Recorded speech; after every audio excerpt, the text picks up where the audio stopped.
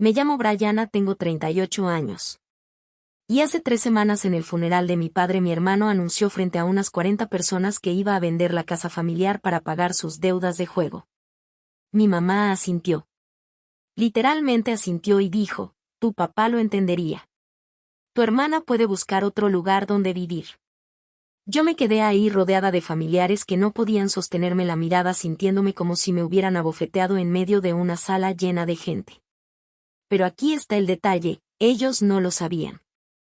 Había algo que el abogado estaba a punto de revelar. Algo que mi padre había mantenido oculto durante 15 años. Antes de seguir, si crees que esta historia vale la pena, por favor dale like y suscríbete, pero solo si de verdad quieres saber qué pasó después. Y cuéntame en los comentarios desde dónde estás escuchando ahora mismo. ¿Qué hora es donde tú estás? Déjame llevarte 3 semanas atrás a la noche en que recibí la llamada a las 2 de la mañana. Mi celular iluminó mi diminuto departamento tipo estudio en el centro de Filadelfia. El de la repisa de IKEA, la planta de lengua de suegra que había logrado mantener viva durante 6 años y las pilas de libros de contabilidad que aún no me atrevía a tirar. En la pantalla apareció el nombre de mi mamá. Tu papá se desmayó. Está en el Jefferson Memorial. Ven ya. Manejé 45 minutos por autopistas vacías en mi Camry 2015, el mismo con 120,000 millas y la luz de check engine que llevaba meses ignorando. Cuando entré al estacionamiento del hospital vi el Mercedes negro de Marcus brillando bajo las luces fluorescentes. Había llegado antes que yo. Claro que sí. Pero ya no importaba. Para cuando llegué a la UCI, papá ya había fallecido. La última vez que hablé con él fue 3 meses antes. Una llamada que duró quizá 90 segundos. Me preguntó, ¿estás bien? Yo dije que sí. Y luego nos quedamos en silencio hasta que uno de los dos inventó una excusa para colgar. No sabía que esa sería la última vez que escucharía su voz. Siempre fui la que llegaba tarde. Pero esta vez deseé haber llegado antes. Para entender lo que pasó en ese funeral necesitas entender a mi familia. Hace 20 años yo tenía 18 y estaba sentada en la mesa del comedor con las cartas de aceptación a la universidad abiertas frente a mí, Penn State, Temple, Drexel. Me había esforzado toda la preparatoria para ganarme esas cartas y necesitaba que mis padres me ayudaran a ver cómo íbamos a pagar todo eso. Mi mamá tomó la carta de Temple, la miró rápido y la dejó sobre la mesa como si fuera correo o basura. ¿Por qué gastaríamos ese dinero en ti?, dijo. Eres mujer. Te vas a casar, tendrás hijos y tu marido va a mantenerte. Así funcionan las cosas. Miré a mi papá. Él estaba mirando su taza de café, la mandíbula apretada sin decir una sola palabra. Ese mismo año Marcus, 3 años mayor que yo y ya en segundo año en Villanova, recibió todo en bandeja de plata. No becas sino cheques directos de nuestros padres. Le habían comprado un Honda Accord para ir y venir del trabajo. Le rentaron un departamento cerca del campus para que no tuviera que lidiar con la vida en los dormitorios. A mí me dieron una lista de trabajos que contrataban a jóvenes de 18 años. Así que me las arreglé sola. Apliqué a todas las becas que pude encontrar, conseguí suficientes para cubrir el 70% de la colegiatura en Temple y trabajé en 2 empleos de medio tiempo. Entre semana por las noches en un call center y los fines de semana en una cafetería para cubrir el resto. Fueron 4 años durmiendo 5 horas por noche comiendo ramen porque el súper era un lujo, viendo a mis compañeros irse de fiesta mientras yo tomaba turnos extra. Me gradué con un promedio de 3.8 y con mi licencia de CPA que ahora cuelga en mi diminuto departamento. Cada letra me la gané a pulso. Por eso también dejé de hablar con mi familia durante 2 años después de graduarme. No podía verlos sin sentir el peso de todo lo que me habían negado. Los hijos son los pilares de la familia, solía decir mi mamá. Las hijas solo son visitas de paso. Escuché esa frase tantas veces que terminé creyéndola. La mañana después de que murió mi papá regresé a la casa donde crecí por primera vez en 3 años. Era una casa estilo colonial de 4 recámaras en los suburbios de Filadelfia, construida en 1985 con un porche que rodeaba la casa y un patio trasero donde de niña cazaba luciérnagas. El vecindario era de esos donde la gente pone banderas estadounidenses en los buzones y se sabe el nombre de todos. Clase media alta respetable, el escenario perfecto para una familia que por fuera parecía perfecta. Marcus me estaba esperando en la puerta principal cuando llegué. Me abrazó rápido con un solo brazo, como se abraza a alguien a quien estás obligado a saludar pero no tienes muchas ganas de tocar. ¿Cuánto tiempo, hermana?, dijo. ¿Te ves cansada? No respondí. Estaba demasiado ocupada anotando la bolsa Louis Vuitton en el recibidor, los palos de golf recargados en la pared, los mocasines Gucci acomodados junto a las escaleras. Marcus llevaba 8 meses sin trabajo. Lo sabía porque mamá lo había mencionado en una de sus raras llamadas cargadas de culpa. ¿Dónde está mamá?, pregunté. En el teléfono con la funeraria, ya tiene todo bajo control. Subí mi maleta para pasar la noche a mi antiguo cuarto, o a lo que alguna vez fue mi cuarto. Las paredes seguían siendo del mismo azul pálido que pinté cuando tenía 15 años. Pero todo lo demás había cambiado. Mi cama ya no estaba. En su lugar había cosas de Marcus. Más equipaje de diseñador, cajas de zapatos, una pantalla plana todavía en su empaque. Mi recámara de la infancia se había convertido en la bodega de mi hermano. Me quedé parada en la puerta mirando ese montón de cosas carísimas que pertenecían a un hombre que supuestamente no tenía dinero, y sentí que algo frío se me asentaba en el pecho. No pregunté por qué mi cuarto se había convertido en su closet. Hay preguntas que se responden solas. El funeral quedó programado para 5 días después, tal como mi papá lo había pedido. Algo sencillo en Peterson & Sons, la funeraria local por la que él pasaba todos los días camino al trabajo. Yo me encargué de todo. Llamé al director de la funeraria, escribí el obituario, contacté a familiares con los que no hablaba desde hacía años. Yo me encargué de organizar las flores, confirmar el servicio de comida y asegurarme de que los programas estuvieran impresos con la foto correcta. Una de papá de hace 10 años, antes de que empezara a haberse cansado todo el tiempo. Marcus se encargó de recibir las condolencias. Cada vez que algún vecino llegaba con un guiso o una charola de comida, él aparecía en la puerta con su duelo ensayado, aceptando pésames como político en campaña. Muchas gracias por pensar en nosotros, decía con la mano sobre el hombro de la gente y la voz cargada de emoción. A papá le habría gustado mucho. Pero a puerta cerrada las cosas eran distintas. Me di cuenta al tercer día. Mamá y Marcus tenían conversaciones en voz baja en la sala, pláticas que se cortaban en seco cada vez que yo entraba. Alcanzaba a oír fragmentos sueltos. Después del funeral, bienes raíces, hay que resolverlo rápido. La cuarta noche iba pasando por la cocina cuando escuché a Marcus hablando por teléfono. Lo sé, decía con la voz tensa, cargada de algo que sonaba a miedo. Lo tendré pronto, después de esta semana. Solo dame, me vio y colgó de inmediato. ¿Quién era?, pregunté. Nadie. Cosas del trabajo. No trabajaba desde hacía 8 meses. No insistí, pero lo guardé en mi mente. Otra pieza de un rompecabezas que aún no entendía. Esa noche me quedé despierta en el cuarto de invitados, mirando al techo, preguntándome qué estaba tan desesperado por pagar mi hermano y por qué su miedo parecía más grande que su tristeza. La noche antes del funeral no pude dormir. Así que hice lo que siempre hago cuando no logro calmar la cabeza: ordenar.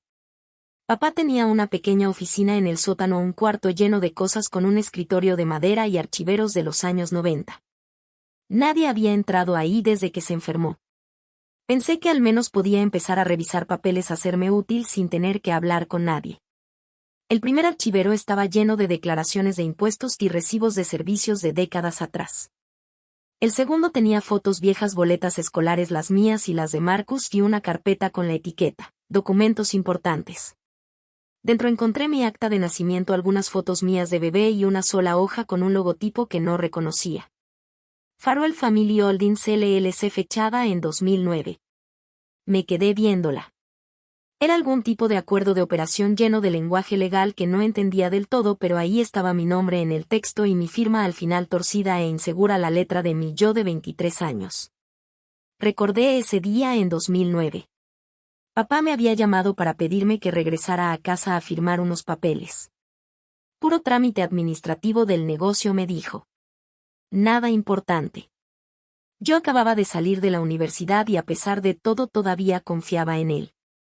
Así que firmé donde me señaló sin leer la letra chiquita.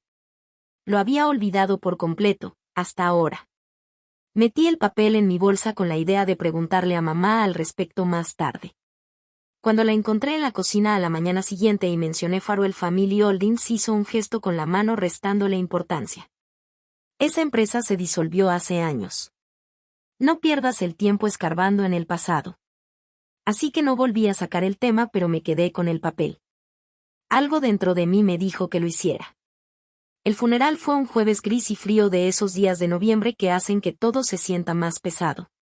Peterson & Sons era la funeraria más grande de la zona, con paneles de madera oscura y vitrales que proyectaban luces de colores sobre las bancas. Asistieron más de 40 personas, familiares, antiguos colegas de papá de la constructora que él dirigía, vecinos que lo recordaban como el hombre callado que siempre les limpiaba la entrada después de las nevadas. Marcus dio el discurso fúnebre. Se paró en el podio con un traje Tom Ford.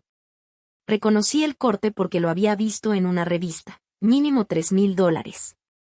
Habló de papá como si hubieran sido mejores amigos. Contó historias de viajes de pesca, de consejos que papá le había dado, de lazo inquebrantable entre padre e hijo.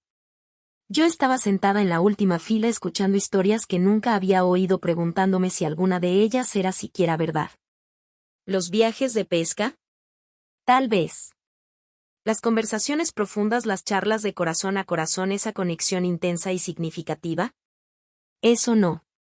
Viví en esa casa durante 18 años y jamás vi a papá hablar con Marcus de algo más personal que los resultados de los partidos.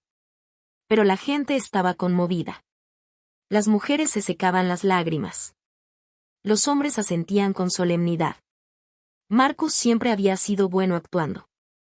Mamá estaba sentada en la primera fila vestida de negro Chanel y con su collar de perlas de siempre, un regalo de Marcus, como le gustaba recordarle a todos, aunque todos sabíamos que papá lo había pagado.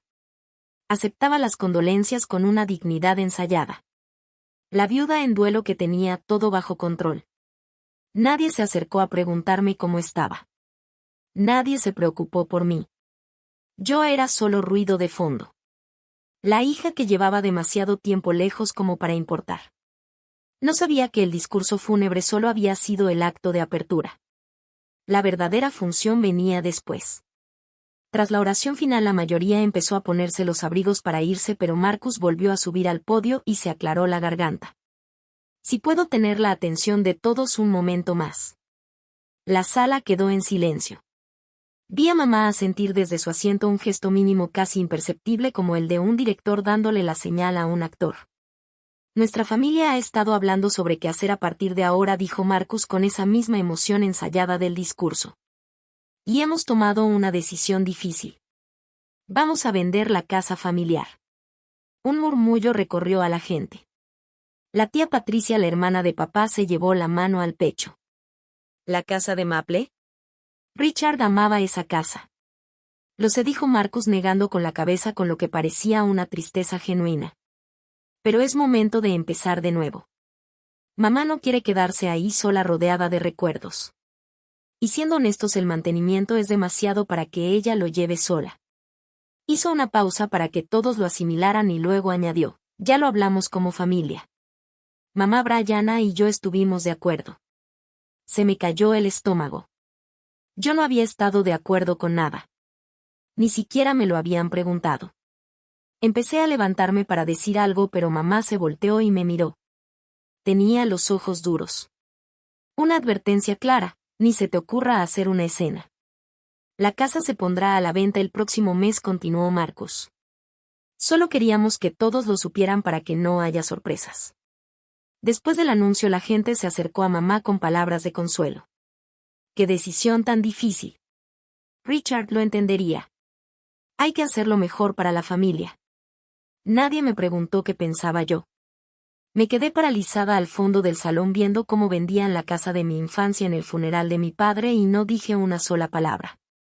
Pero Marcus no había terminado. Miró a mamá y ella se levantó de su asiento como si también eso lo hubieran ensayado. Quiero agregar algo, dijo acomodándose el vestido negro mientras caminaba al frente. Sé que algunos de ustedes se estarán preguntando por la situación de Brianna. Sentí como la cara se me encendía. 40 pares de ojos se volvieron hacia mí. Brianna es una mujer fuerte e independiente, continuó mamá con el mismo tono que usaba cuando explicaba por qué no podíamos comprar algo que ella no quería pagar. Tiene un buen trabajo, su propio departamento. Se fue hace años y construyó su propia vida. A Richard le habría dado mucho orgullo eso.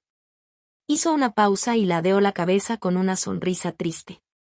Ella no necesita la casa. No como Marcus. Él ha tenido algunos tropiezos. Necesita el apoyo de la familia en este momento. Estoy segura de que todos lo entienden. Alguien entre la gente, creo que fue la tía Dorothy, murmuró. Bueno, ella sí los abandonó durante años. Tu papá lo entendería, dijo mamá mirándome ahora directamente. Tu hermana puede encontrar otro lugar. Sentí esas palabras como un golpe físico. Acababa de decirle a toda nuestra familia que yo no merecía nada, que era un pensamiento secundario, que lo que pasara con la casa de mi infancia no me incumbía. Una prima lejana llamada Bárbara se inclinó hacia mí. Tu mamá tiene razón, cariño. Te ha ido muy bien. Marcus necesita la ayuda más que tú. Quise gritar. Quise contarles de las becas por las que tuve que pelear, de los trabajos que hice, de los años que pasé construyendo algo desde cero mientras Marcus drenaba todos los recursos de nuestros padres. Pero no lo hice. Solo me quedé ahí sintiéndome más pequeña de lo que me había sentido en años, sin decir nada. Después del servicio salí afuera mientras los demás se quedaban conviviendo. El aire de noviembre era helado, pero lo necesitaba. Necesitaba respirar algo que no se sintiera como traición.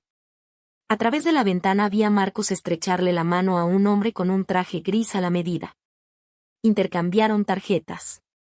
El hombre le entregó a Marcus una carpeta con el logo de una inmobiliaria al frente. Había llevado a un agente de bienes raíces al funeral. Mamá apareció junto al hombre señalando hacia la puerta como si le estuviera dando indicaciones. Un minuto después los vi subirse a coches distintos y manejar rumbo a la casa. Entonces caí en cuenta. Estaban mostrando la propiedad antes de que mi papá siquiera estuviera bajo tierra. Regresé al interior para buscar mi bolsa y fue ahí cuando escuché a la tía Dorothy hablando con un grupo de primas. ¿Pues qué esperan? Brianna los abandonó. No llamó. No visitó en años y ahora quiere llegar a reclamar algo.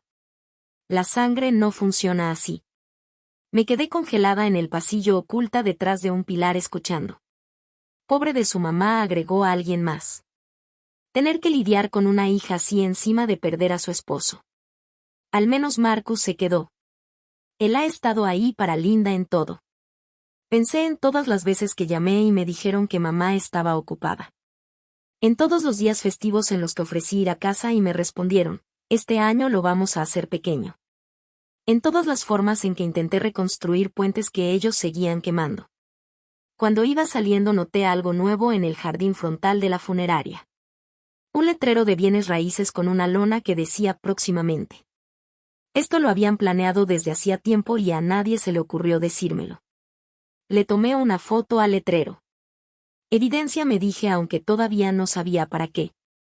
Esa noche intenté hablar con ellos. La casa estaba en silencio. La mayoría de los familiares ya se habían regresado a sus hoteles o a sus propias casas, quedándonos solo los tres en la sala. Mamá sentada en el sillón de piel de papá. Marcus tirado en el sofá. Yo parada en la entrada como una visita en mi propia casa de infancia. Necesito preguntarles algo, dije. Sobre vender la casa. Mamá levantó la vista de su celular. ¿Qué pasa con eso? Dijiste que todos estuvimos de acuerdo. No fue así. Nadie me preguntó nada. Marcus soltó una risa corta y despectiva. Vamos, Bri. No has sido parte de esta familia en años. ¿Qué te importa lo que pase con la casa?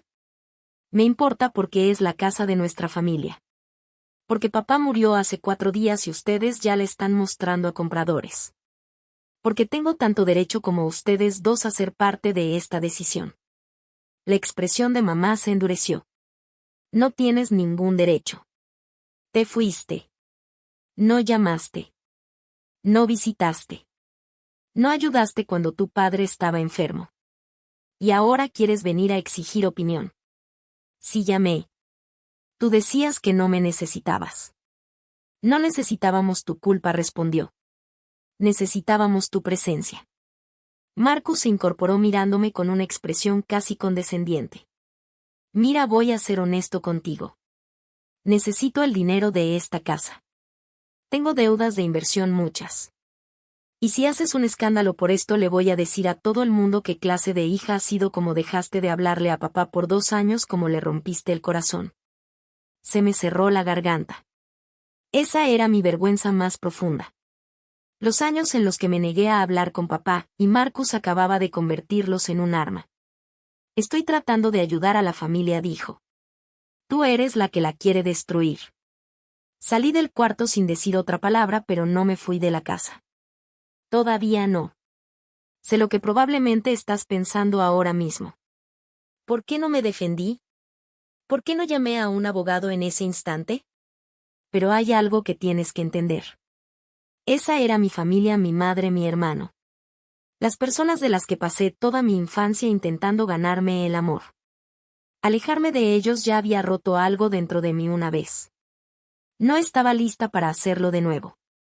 Si alguna vez has estado en una situación así donde defenderte significa perder a todos los que has conocido, deja un comentario abajo. Dime que no estoy sola.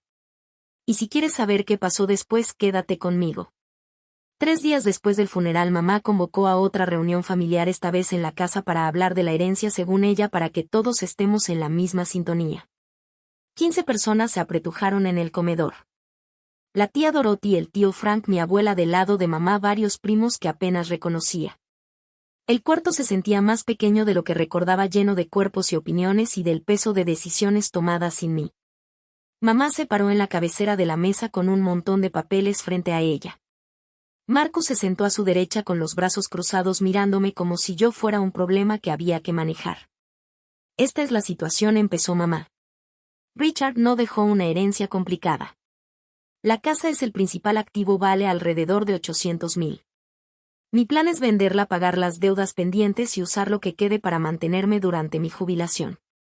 ¿Y Brianna?, preguntó la abuela. Era la única que me miraba con algo distinto al juicio. Brianna tiene su propia carrera, dijo mamá con suavidad. No necesita apoyo. Se fue hace años, construyó su propia vida. Estoy orgullosa de ella por eso. Pero sigue siendo tu hija, insistió la abuela. La hija de Richard. La tía Dorothy, la hermana de mamá, intervino. Con todo respeto, mamá, Brianna no ha estado presente. Cortó la relación con esta familia. No puedes irte y luego regresar con la mano extendida. No estoy pidiendo nada, dije. Estoy pidiendo ser incluida en las decisiones sobre la propiedad de mi propia familia. Ya estás incluida, respondió Marcus con una sonrisa tensa. Estás sentada aquí, ¿no? La mesa se llenó de risas incómodas. Sentí como se me subía el calor a la cara. Nadie me defendió. Ni una sola persona en esa mesa dijo que yo merecía tener voz. La abuela cruzó mi mirada y luego la bajó apretando los labios. El verdadero propósito de la reunión quedó claro 1 hora después. Marcus deslizó un documento por la mesa hacia mí. El encabezado decía: renuncia de derechos sobre la propiedad de la herencia. ¿Qué es esto?, pregunté. Es sencillo, dijo mamá.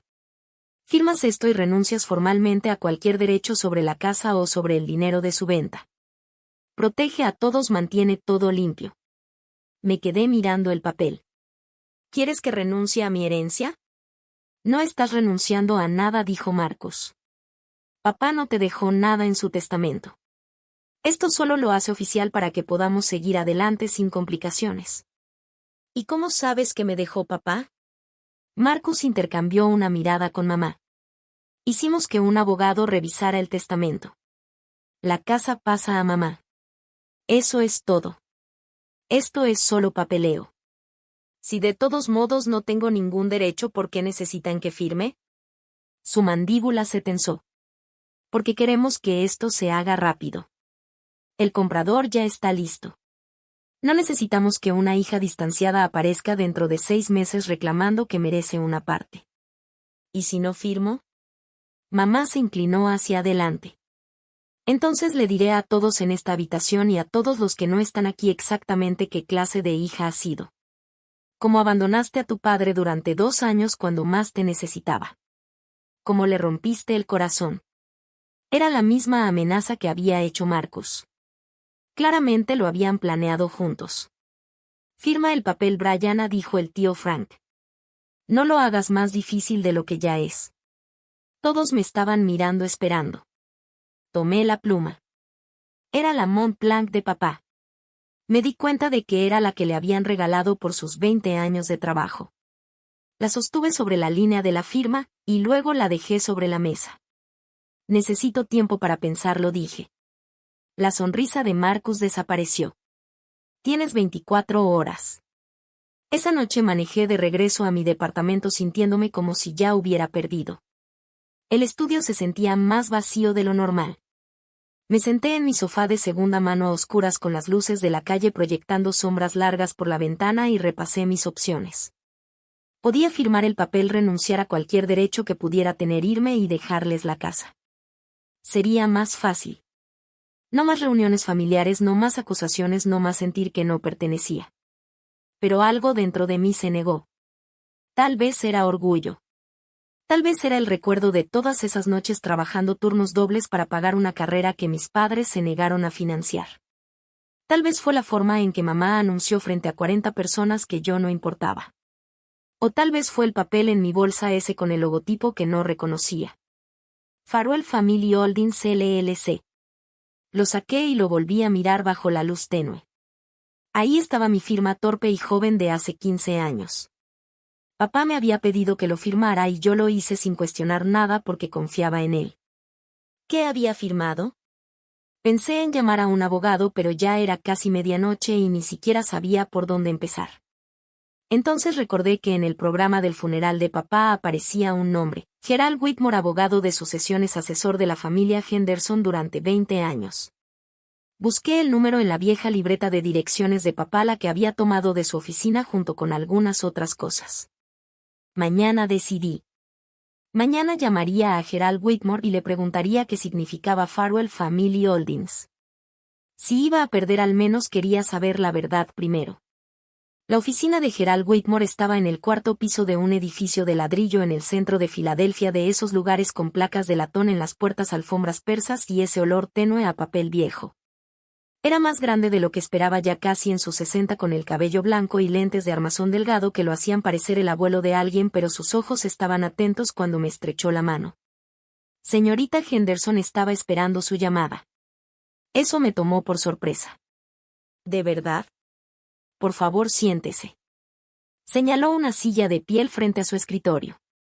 He sido el abogado de sucesiones de su padre durante 20 años. Él y yo teníamos un acuerdo. Saqué el documento de la LLC de mi bolsa y lo deslicé sobre el escritorio. Encontré esto entre sus papeles. No sé qué significa, pero tiene mi nombre. Whitmore lo tomó y algo cruzó su rostro, reconocimiento, tal vez alivio. ¿Sabe qué es Farwell Family Holdings LLC?, preguntó. Mi mamá dijo que esa empresa se disolvió hace años. Su madre está equivocada. Abrió un cajón y sacó una carpeta manila gruesa y perfectamente ordenada, como si la hubiera tenido lista todo este tiempo. Señorita Henderson, hay algo que su padre me pidió que le dijera, pero solo cuando llegara el momento adecuado.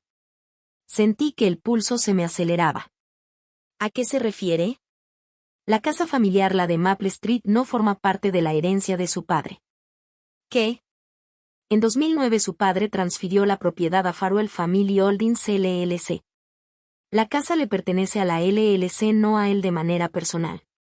Lo miré fijamente. Entonces, ¿quién es dueño de la LLC? Whitmore me observó por encima de sus lentes. Usted, señorita Henderson. Es la única socia. Lo ha sido durante 15 años. Por un largo momento no pude hablar. Eso no es posible, logré decir al fin. Yo lo habría sabido. Alguien me habría dicho algo. Whitmore negó despacio con la cabeza. Su padre fue muy claro con la confidencialidad. No quería que nadie lo supiera, ni su madre, ni su hermano, ni siquiera usted, hasta que fuera necesario. ¿Pero por qué? Sacó otro documento de la carpeta. Este era más antiguo, el papel ligeramente amarillento. En 2008 su padre vino a verme con preocupaciones. Había notado cambios en el comportamiento de Marcus, apuestas deudas el inicio de lo que se convertiría en un problema serio. Pensé en la llamada desesperada de Marcus en la funeraria, en el miedo en su voz. Su padre amaba a su hijo, continuó Whitmore, pero no confiaba en él. Sabía que si algo le pasaba a Marcus encontraría la forma de vaciar cada recurso que tuviera la familia. Así que creó una estructura para proteger el activo más valioso, la casa. Exactamente. En 2009 la transfirió a la LLC y la designó a usted y solo a usted como la única socia. El acuerdo de operación es sólido, debidamente notarizado, registrado ante el estado de Pensilvania y se ha mantenido vigente y en regla cada año desde entonces. Él pagó las cuotas de la LLC todo este tiempo. Incluso creó un fondo pequeño específicamente para eso. Pensó en todo. Sentí que los ojos se me llenaban de lágrimas. Todos esos años creyendo que papá no se había preocupado por mí. Todos esos silencios que yo había confundido con indiferencia. Y todo este tiempo él había estado construyendo una fortaleza a mi alrededor. Tu padre no era bueno con las palabras, dijo Whitmore con suavidad, pero era meticuloso con los documentos. Esta fue su manera de decir lo que no podía expresar. Me sequé los ojos con el dorso de la mano. ¿Y ahora qué hago? Ahora, respondió él, ponemos las cosas en claro. Whitmore me dejó quedarme en su oficina todo el tiempo que necesité. Preparó té Earl Grey en tazas de porcelana que parecían haber sido de su abuela y esperó mientras yo asimilaba todo. Por primera vez desde que murió papá lloré de verdad. No las lágrimas educadas y controladas del funeral. Eran sollozos feos entrecortados que salían de lo más profundo de mi pecho. Duelo, alivio y confusión, todo enredado. Papá me había visto todo este tiempo. De verdad me había visto. Pensé en cada ocasión en la que él se quedó en silencio mientras mamá me minimizaba. En cada fiesta donde Marcus era celebrado y yo apenas toleraba. Yo había interpretado su silencio como acuerdo, como prueba de que él también pensaba que yo valía menos. Pero no era eso. Simplemente no sabía cómo pelear por mí en voz alta. Así que peleó por mí en papel. Whitmore me entregó un sobresellado.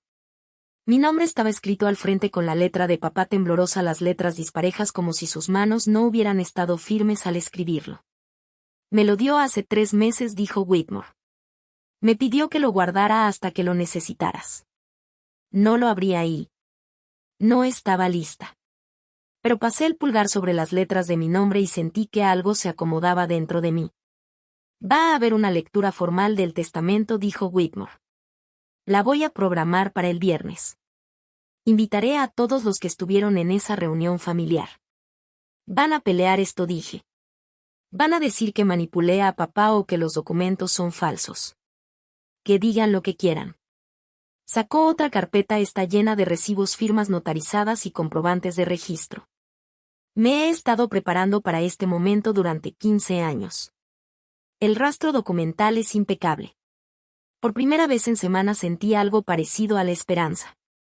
¿Cómo quieres manejar esto?, preguntó Whitmore. Para entonces ya había dejado de llorar. El té estaba frío, pero mi mente más clara que en días. Podría decírselos en privado, dije. Llamar aparte a mi mamá y a Marcos, explicarles la situación y evitar un escándalo público. Podrías, admitió Whitmore. Sin duda sería la opción más diplomática.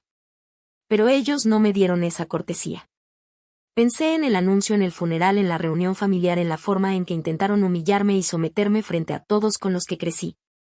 Eligieron hacerlo público para hacerme quedar como la hija desagradecida frente a 40 personas. ¿Entonces quieres aclarar todo en el mismo escenario? Quiero que la verdad salga a la luz de la misma forma en que salieron las mentiras. Whitmore asintió lentamente. Programaré la lectura formal del testamento para el viernes a las 10 de la mañana. Invitaré a todos los que estuvieron en esa reunión, tu madre, tu hermano, tus tías, tus tíos, tu abuela. Esperarán que sea un trámite de lo más normal. ¿Necesitas algo de mí? Solo que estés ahí. Lleva el documento original que encontraste. Yo me encargo de lo demás. Hizo una pausa y luego añadió. Hay alguien más que podría ser de ayuda. Patricia Callahan. Fue la contadora de tu padre durante años. Ella fue testigo de la creación original de la LLC. Si tu familia cuestiona la legitimidad de los documentos, ella puede corroborarlo todo. Está dispuesta a hacerlo. De hecho, ha estado esperando este momento. Siempre le caíste bien, señorita Henderson, y conocía las verdaderas intenciones de tu padre. Salí de la oficina de Whitmore con algo que no había sentido en mucho tiempo: certeza.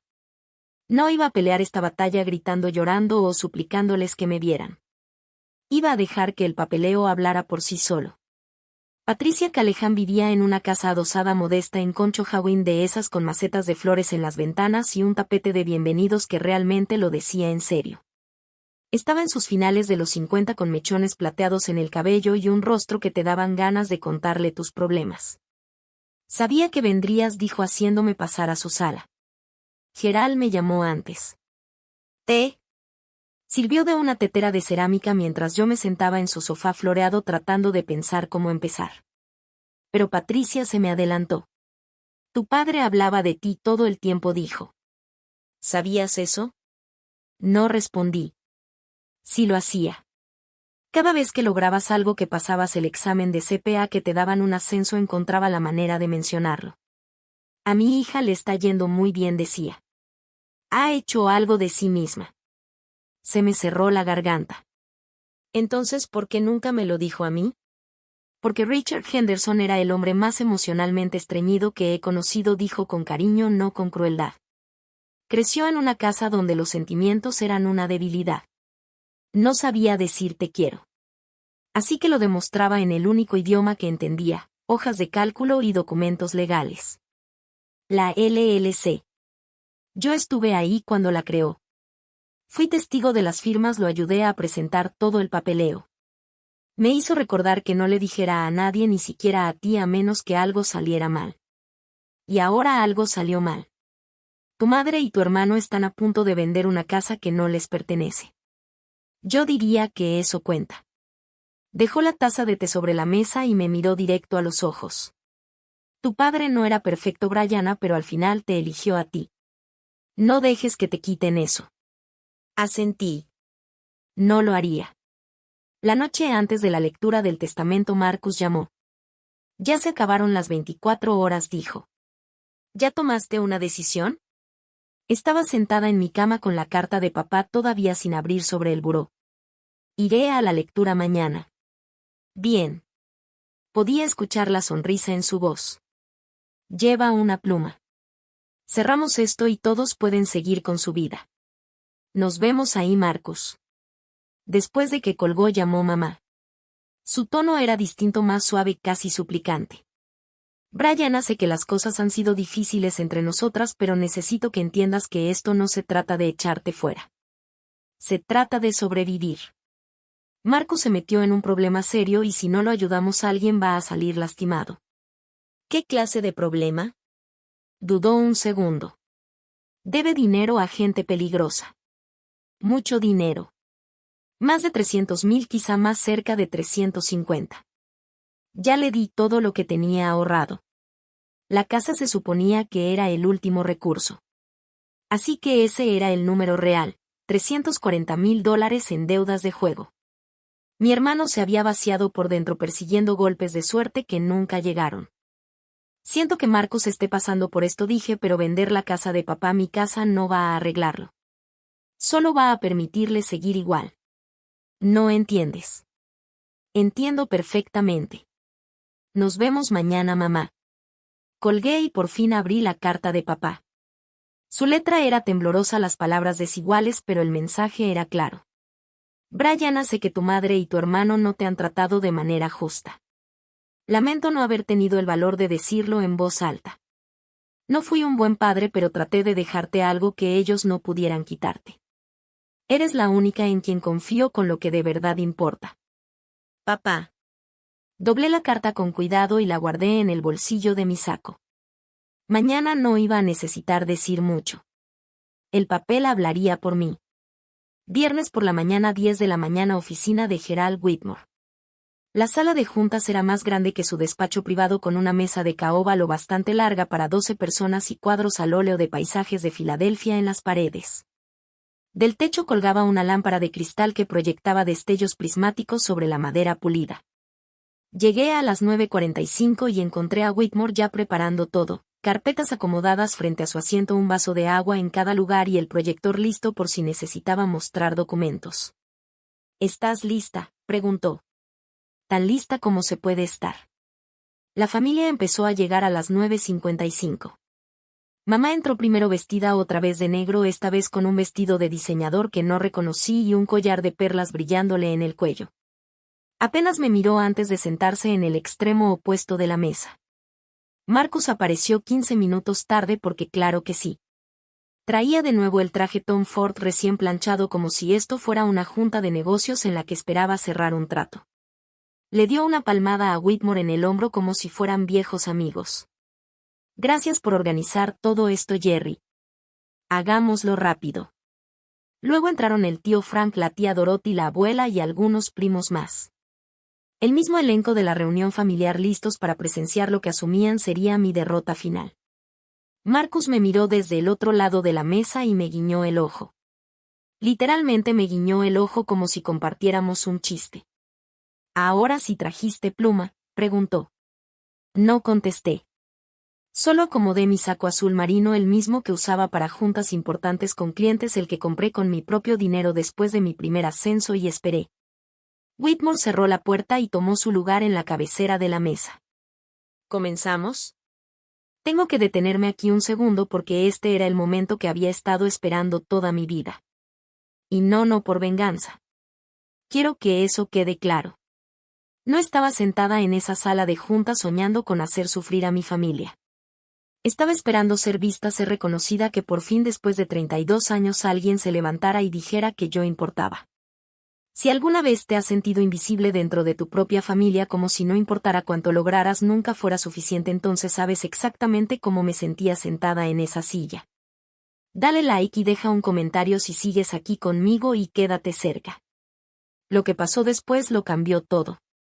Whitmore comenzó con las formalidades habituales, confirmando la identidad de todos, explicando el propósito de la lectura y describiendo la estructura básica del patrimonio de papá. El testamento de Richard Henderson es sencillo, dijo pasando las hojas de su carpeta. Sus efectos personales se distribuirán entre los miembros de la familia a discreción de la señora Henderson. Su vehículo, un Honda Accord 2018, pasa a Marcus. Sus cuentas de ahorro, que suman aproximadamente $47,000, pasan a su esposa Linda. Mamá asintió con gesto satisfecho. Marcus se recargó en la silla con el aire de alguien que ve al caballo por el que apostó ponerse a la delantera. ¿Y la casa?, intervino la tía Dorothy. ¿La propiedad de Maple Street? Whitmore hizo una pausa. Se quitó los lentes, los limpió con la corbata y se los volvió a poner, un gesto que después entendería que fue totalmente intencional. En cuanto a la casa, dijo lentamente, hay un asunto. La sala quedó en silencio. Marcus se enderezó en su asiento. ¿Qué tipo de asunto?, preguntó mamá. La propiedad de Maple Street no forma parte del patrimonio personal del señor Henderson. Eso es absurdo, dijo Marcus. Fue dueño de esa casa durante 30 años. Vivió en esa casa durante 30 años, corrigió Whitmore, pero la propiedad se transfirió en 2009. La casa está a nombre de una sociedad de responsabilidad limitada llamada Farwell Family Holdings LLC. Vi cómo la sangre se le iba del rostro a mi madre. Marcus se quedó con cara de confusión, como si alguien de pronto empezara a hablar en un idioma que no entendía. ¿Qué demonios es Farwell Family Holdings?, exigió. Whitmore sacó una carpeta gruesa de debajo de sus notas. En la portada, con la letra ordenada de papá, había una etiqueta: documentos de la propiedad. No destruir. Creo, dijo Whitmore, que tenemos que hablar de la estructura corporativa que su padre estableció hace 15 años. Whitmore fue colocando los documentos uno por uno sobre la mesa como un croupier repartiendo cartas. En 2009 Richard Henderson transfirió la propiedad de Maple Street a una sociedad de responsabilidad limitada. La empresa fue constituida correctamente. La transferencia se registró legalmente ante el condado y todos los impuestos y cuotas se han pagado puntualmente cada año desde entonces. Entonces la empresa es la dueña de la casa, dijo Marcus. Está bien. ¿Y quién es dueño de la empresa? El acuerdo operativo especifica a un solo miembro, respondió Whitmore, una sola persona con control total sobre la LLC y todos sus activos. Whitmore me miró. Todas las cabezas en la sala siguieron su mirada. Esa persona es Brianna Henderson. El silencio duró exactamente 3 segundos. Luego Marcus explotó levantándose de la silla de un salto. Eso es. Su rostro pasó de pálido a rojo en un instante. Ella lo manipuló. Se aprovechó de él cuando estaba enfermo y confundido.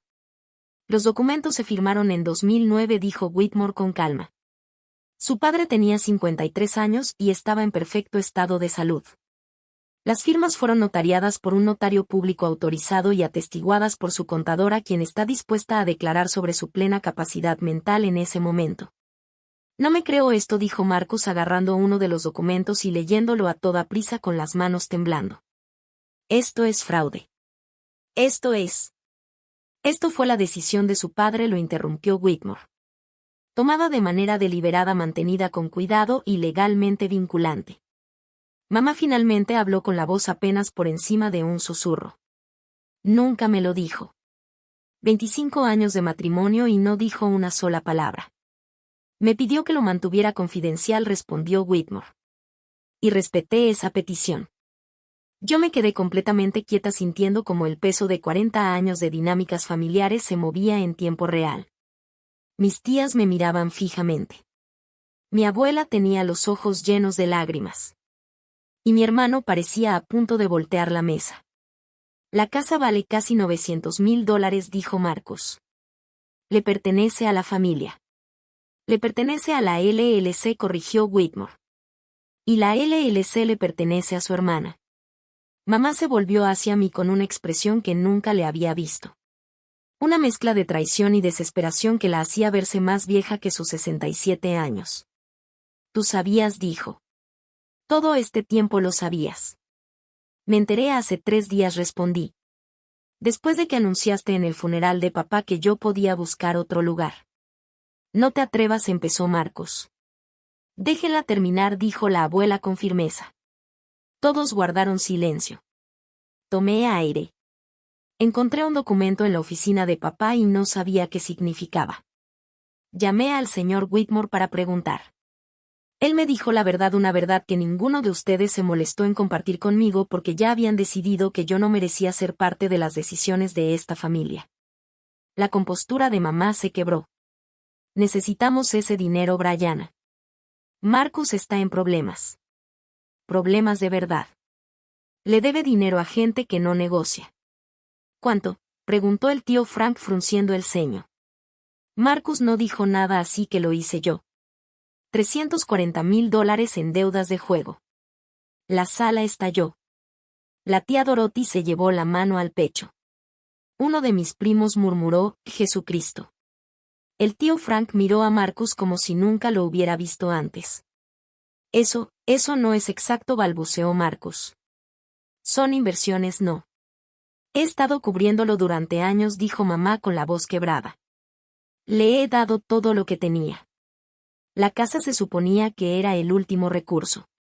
Me miró con los ojos enrojecidos. Tu padre apenas lleva 2 semanas de muerto y tú vas a quitarnos nuestro hogar. No estoy quitando nada, dije con firmeza. Estoy reclamando lo que papá me dejó. De la misma forma en que tú te has quedado con todo lo que él te dejó. La única diferencia es que esta vez él se aseguró de que no se lo pudieran quitar. El collar de perlas en su cuello brilló cuando bajó la cabeza. Por primera vez en mi vida había dicho algo que ella no podía refutar. Me puse de pie. Toda la atención se clavó en mí. Algunas miradas eran hostiles, otras curiosas, otras cuidadosamente neutrales. Sentía el corazón latiéndome con fuerza, pero mantuve la voz firme. No estoy aquí para presumir, dije. Y tampoco estoy aquí para castigar a nadie. Estoy aquí porque papá quiso que esto fuera mío. Tomó esa decisión cuando yo tenía 23 años y la mantuvo en secreto durante 15. Eso me dice algo sobre lo que él creía. Eso dice que lo manipularon, escupió Marcos. Dice que vio lo que venía, respondí mirándolo directo a los ojos. Sabía que ibas a acabar con todo lo que construyó si te daban la oportunidad. Y tenía razón. Marcus se lanzó hacia adelante y por un segundo pensé que de verdad iba a golpearme. Pero el tío Frank le agarró el brazo. Siéntate, le dijo. Ya hiciste suficiente daño. Me giré hacia mi madre. Puedes quedarte en la casa. No te voy a dejar en la calle, pero será bajo un contrato de arrendamiento formal. $1 al mes renovable cada año a mi discreción. $1 al mes, repitió ella. Y Marcus no vive ahí. Eso no es negociable. No puedes. Sí puedo. La casa pertenece a mi LLC. Yo decido quién vive ahí. La sala quedó en completo silencio. Podía ver los cálculos pasando por la mirada de todos, el poder cambiando de manos, las viejas suposiciones derrumbándose. Marcus necesita ayuda, dije ahora con un tono más suave. Ayuda de verdad, no dinero para seguir pagándole a los apostadores. Si quiere tratamiento para su adicción, lo apoyaré. Pero no voy a ser parte de seguir permitiéndole destruirse. Tomé mi bolsa y miré alrededor de la mesa una última vez. No pedí esto, pero no voy a disculparme por aceptar lo que mi padre eligió darme. Y salí de ahí. Había avanzado apenas a la mitad del pasillo cuando escuché pasos detrás de mí. Brianna, espera. Me giré. Era la abuela, la mamá de mi mamá, moviéndose más rápido de lo que la había visto moverse en años, su bastón golpeando el piso de mármol. Abuela, lo siento. Yo sé que eso fue. No te disculpes. Llegó hasta mí y tomó mis manos entre las suyas. Su agarre era más fuerte de lo que esperaba. Necesito decirte algo. Nos hicimos a un lado, a un pequeño rincón cerca del elevador, fuera de la vista de la sala de juntas. Yo sabía, dijo. ¿Sobre la LLC? Richard me lo dijo antes de morir. Me pidió mi bendición. La miré fijamente. ¿Lo sabías todo este tiempo? Vino a verme hace 3 meses, justo después de su diagnóstico. Me dijo que no le quedaba mucho tiempo y que necesitaba saber si había hecho lo correcto. Sus ojos se llenaron de lágrimas. Me preguntó, ¿crees que deba proteger a Brianna? Y yo le dije, sí, porque tu esposa no lo iba a hacer. Sentí las lágrimas amenazar de nuevo. ¿Por qué no dijiste nada en la reunión familiar? Porque no era mi secreto para contar, respondió. Y porque, suspiró, quería ver si tu mamá entraba en razón sola. Darle la oportunidad de hacer lo correcto. No lo hizo.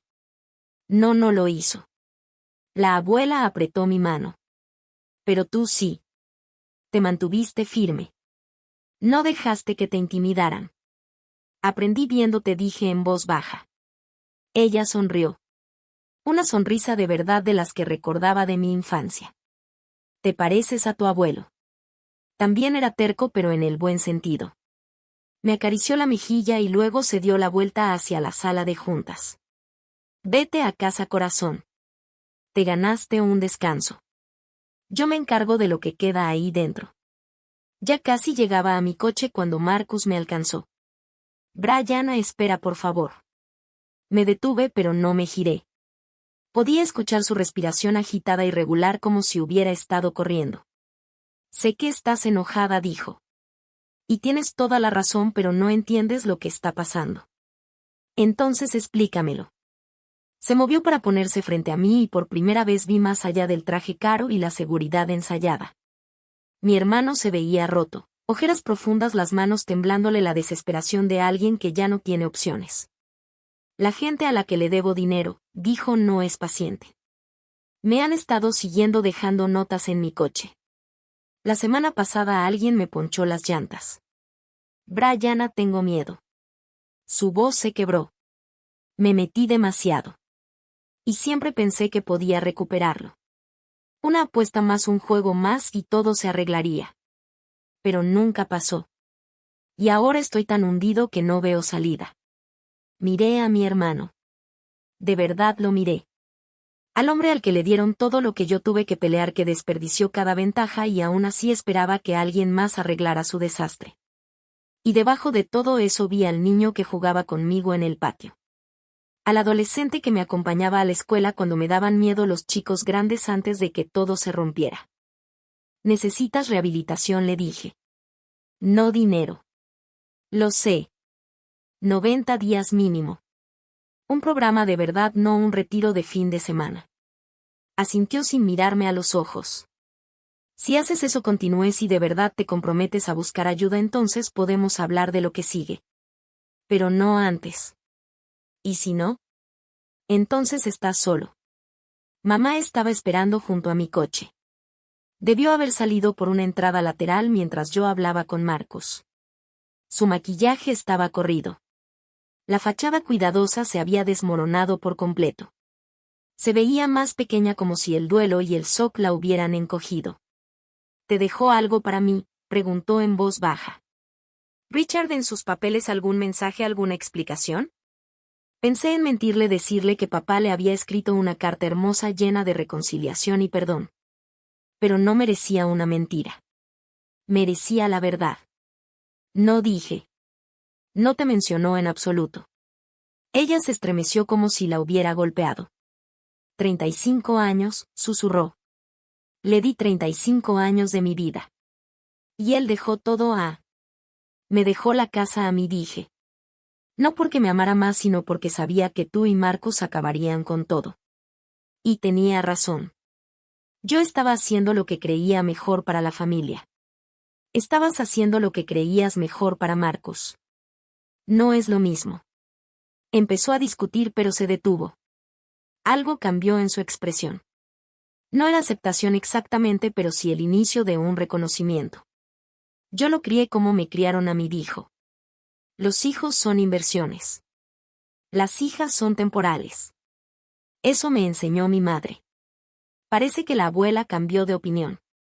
Soltó una risa amarga. Ella siempre te quiso más. Tal vez solo me vio con más claridad. Mamá levantó la mano y se quitó el collar de perlas, el mismo que había usado todos los días desde que yo podía recordar, y lo sostuvo un momento en la palma. No sé cómo arreglar esto, dijo. Yo tampoco, admití. Pero quizá ahí es donde empezamos. No respondió. Simplemente se dio la vuelta y se fue, todavía con las perlas en la mano, dejándome sola en el estacionamiento con el peso de todo lo que acababa de cambiar. La lectura del testamento se fue disolviendo poco a poco después de que me fui. Supe los detalles más tarde por la abuela y por Whitmore. La tía Dorothy intentó argumentar que la LLC era de alguna manera fraudulenta, pero Whitmore la frenó en seco con documentación de 15 años. Firmas notariadas, registros estatales, reportes anuales, cada punto sobre la I, cada línea cruzada. El tío Frank se llevó a Marcus aparte y le dijo que era una decepción. Duro tal vez, pero Marcus solo asintió. Estaba demasiado vacío para pelear. Esa noche me llamó Patricia Callahan. Lo hiciste muy bien, me dijo. Tu papá estaría tan orgulloso. Yo solo dije la verdad. A veces eso es lo más difícil. Me contó que había visto a la familia irse uno por uno. Algunos se detuvieron a estrecharle la mano a Whitmore y a murmurar disculpas por sus suposiciones anteriores. Al parecer algunos primos me habían mandado mensajes, aunque todavía no había revisado el teléfono. Tu abuela se quedó hasta el final, añadió Patricia. Quería asegurarse de que el mensaje quedara claro. Le dijo a tu madre, esto te lo hiciste tú sola, Linda. No culpes a la niña. Sonreí a pesar de todo. La abuela siempre había tenido una columna de acero incluso cuando el resto de nosotros nos desmoronábamos. 2 días después la oficina de Whitmore me envió un paquete formal, el acuerdo operativo original, escritura de la propiedad, las llaves de la casa de Maple Street. Todo ahora oficial y públicamente mío. Sostuve las llaves en la mano. El mismo llavero de latón que papá había llevado durante 30 años, con un colgante de cuero gastado y una pequeña foto mía a los 5 años guardada en la ventanita transparente. Había llevado mi foto con él todo ese tiempo. Yo simplemente nunca supe dónde buscar. 2 semanas después volví a mudarme a la casa de Maple Street. No de manera permanente, al menos no al principio. Conservé mi departamento en la ciudad por el trabajo, pero empecé a pasar los fines de semana en la casa despejando el desorden y arreglando las cosas que papá había ido dejando de lado durante sus últimos meses. Lo primero que hice fue vaciar mi antiguo cuarto. La maleta de diseñador de Marcus, las cajas de zapatos llenas de tenis que no podía pagar, la pantalla plana aún en su empaque. Todo fue a dar al garaje. Podía pasar por ello cuando quisiera, pero ya no se iba a quedar en mi habitación. Después pinté las paredes. Esta vez de un verde salvia suave, un color que siempre quise pero que nunca me atrevía a pedir. Mamá ahora vivía en el cuarto de huéspedes bajo el contrato de arrendamiento que habíamos redactado. $1 al mes. Casi no hablaba. No conversábamos mucho, pero tampoco peleábamos. Era una especie de paz que jamás habría imaginado. Incómoda, frágil, pero real. Marcus se internó en un programa de 90 días en Nueva Jersey. Uno de verdad, con terapia grupal y consejería para adicciones y sin acceso a su celular. No lo visité, pero le mandé una carta, solo una línea: estoy contigo. 2 semanas después me respondió. 2 palabras: gracias. Los domingos empecé a cenar con la abuela. Llegaba con un guisado o un peg y nos sentábamos en la cocina, donde yo hacía la tarea mientras me contaba historias de mi abuelo, el hombre terco del que al parecer heredé más de lo que imaginaba. La casa se sentía distinta ahora, más ligera, como si hubiera pasado años conteniendo la respiración esperando a que alguien le permitiera exhalar. Puse flores frescas en la repisa de la chimenea junto a la foto de papá. Rosas amarillas, sus favoritas. Anoche me senté en el porche mientras se metía el sol con una taza de té de jengibre en las manos. El mismo que papá tomaba todas las tardes, aunque yo no lo supe hasta que encontré su taza en el gabinete. Para entonces ya había leído su carta unas 100 veces. El papel estaba gastado en los dobleces de tanto abrirlo y cerrarlo, pero aún podía distinguir la última línea: eres la única en quien confío para lo que de verdad importa. Durante mucho tiempo pensé que mi padre no me quería. Creí que su silencio era la prueba de que no valía la pena defenderme, de que yo era invisible para él igual que lo era para todos los demás en esa casa. Pero lo entendí al revés. Papá no sabía amar en voz alta. Creció en una familia donde las emociones eran debilidad y las acciones lo eran todo. Así que me demostró que le importaba de la única manera que conocía, protegiéndome con documentos cuando no podía protegerme con palabras. Antes pensaba que la fortaleza significaba pelear, gritar, exigir, ser vista. Ahora lo entiendo distinto. A veces la fortaleza es paciencia. A veces es construir una fortaleza tan en silencio que nadie se da cuenta hasta que ya está en pie. No voy a fingir que todo ya está arreglado. Mamá y yo todavía estamos aprendiendo a compartir el mismo espacio. A Marcus le quedan 84 días en rehabilitación y no sé quién será cuando salga. Algunos familiares aún creen que manipulé a un hombre moribundo, pero yo sé la verdad y eso es suficiente. Papá nunca dijo te quiero, pero escribió mi nombre en cada documento que realmente importaba. Me dejó la casa en la que crecí, la seguridad que mi madre intentó quitarme y un futuro que nadie podía arrebatarme. Esa fue su manera de decirlo y por fin lo entendí. Gracias por quedarte conmigo hasta el final. Si alguna vez te has sentido invisible dentro de tu propia familia, como si no importara lo que lograras nunca fuera suficiente, quiero que sepas algo: mereces ser visto. Mereces ser valorado. Y protegerte no es egoísta, es necesario. Si esta historia significó algo para ti, por favor dale like y suscríbete. Ayuda más de lo que imaginas. Y si tú también tienes una historia sobre familia, sobre poner límites, sobre por fin defenderte, compártela en los comentarios. Me encantaría leerte. Revisa la descripción para encontrar más historias como esta. Hasta la próxima, sé amable contigo. Te lo has ganado.